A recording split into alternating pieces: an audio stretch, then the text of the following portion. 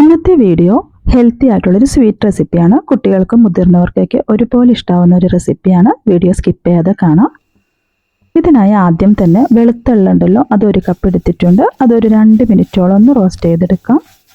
അപ്പോൾ മീഡിയം ഫ്ലെയിമിലിട്ട് വേണം റോസ്റ്റ് ചെയ്തെടുക്കാൻ. ഇനിയിപ്പോൾ ഒരു പാത്രത്തിലേക്ക് മാറ്റി കൊടുക്കാം. ഇനിയിപ്പോൾ ഓൾറെഡി റോസ്റ്റ് ചെയ്ത പീനട്ടാണ്, ഇതൊന്ന് തൊലി കളഞ്ഞെടുക്കുന്നുണ്ട്. ഇനി സെയിം പാനിൽ തന്നെ ഒരു കപ്പ് പീനട്ട്സ് ഇട്ട് കൊടുത്തിട്ടുണ്ട്. ഇതും 2 മിനിറ്റോളം ഒന്ന് റോസ്റ്റ് ചെയ്തെടുക്കാം. ഇനി തണുത്ത് കഴിയുമ്പോൾ ഇതൊരു മിക്സിയുടെ ജാറിലിട്ട് നല്ലതുപോലെ പൊടിയാക്കേണ്ട ആവശ്യമില്ല, ജസ്റ്റ് ഒന്ന് ക്രഷ് ചെയ്തെടുക്കാം കേട്ടോ.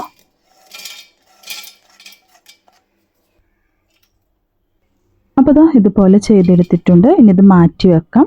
സെയിം പാനിൽ തന്നെ 1/2 ടീസ്പൂണോളം നെയ്യ് ചേർത്ത് കൊടുക്കുന്നുണ്ട്. നെയ്യ് ഉരുക്കി വരുമ്പം ഇതിലേക്ക് ഏലക്കയാണ് ചേർത്ത് കൊടുത്തത്. പൊടിയുണ്ടെങ്കിൽ അത് ചേർത്താലും മതി. ഇനി ഇതിലേക്ക് 1 കപ്പ് ശർക്കര ചേർത്ത് കൊടുക്കാം. കുറച്ച് വെള്ളവും കൂടി ചേർത്തൊന്ന് ഉരുക്കിയെടുക്കുന്നുണ്ട്. ഒരുപാട് നേരിട്ട് ചൂടാക്കേണ്ട ആവശ്യമില്ല കേട്ടോ.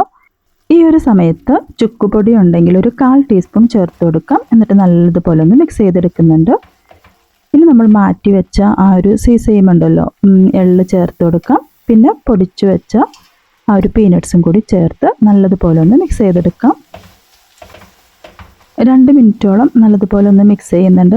പിന്നെ ഇത് പാനിൽ നിന്ന് വിട്ട് വരേണ്ട ആവശ്യമൊന്നുമില്ല. ഈ ഒരു കൺസിസ്റ്റൻസിയിൽ തന്നെ നമുക്ക് ഫ്ലെയിം ഓഫ് ചെയ്ത് കൊടുക്കാം കേട്ടോ. ഇനി ചൂടോട് കൂടി തന്നെ ഏതെങ്കിലും ഒരു സെർവിങ് പ്ലേറ്റിലേക്കോ അല്ലെങ്കിൽ ഒരു പരന്ന പാത്രത്തിലേക്കോ മാറ്റാം കേട്ടോ. ഞാനിപ്പോൾ ഇവിടെ ഒരു ബട്ടർ പേപ്പർ വിരിച്ചിട്ടുണ്ട്. അതിൻ്റെ മുകളിലായിട്ട് ഇതൊന്ന് സ്പ്രെഡ് ചെയ്ത് കൊടുക്കുന്നുണ്ട് കേട്ടോ. ചൂടോടുകൂടി വേണം ഇത് ചെയ്യാൻ വേണ്ടി.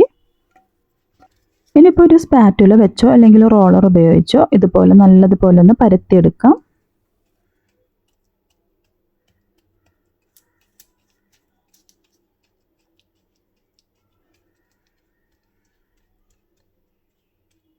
പരുത്തി എടുത്തതിന് ശേഷം 20 മിനിറ്റോളം ഒന്ന് സെറ്റ് ആവാൻ വേണ്ടി മാറ്റി വെക്കാം കേട്ടോ. അപ്പോൾ 20 മിനിറ്റിന് ശേഷം നല്ലതുപോലെ സെറ്റായി വന്നിട്ടുണ്ട്. ഇതിപ്പോൾ ഫ്രീസറിലൊന്നും വെക്കേണ്ട ആവശ്യമില്ല, പുറത്ത് തന്നെ വെക്കുകയാണെങ്കിൽ നല്ല സെറ്റായി കിട്ടും കേട്ടോ. ആ ഒരു ശർക്കരയൊക്കെ ഉള്ളതുകൊണ്ട് നല്ലതുപോലെ ഒന്ന് കട്ടിയായിട്ട് കിട്ടും.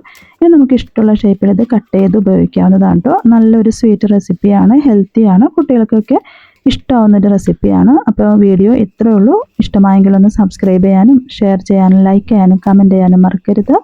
അടുത്ത വീഡിയോയുമായി കാണുന്നത് വരെ ബൈ.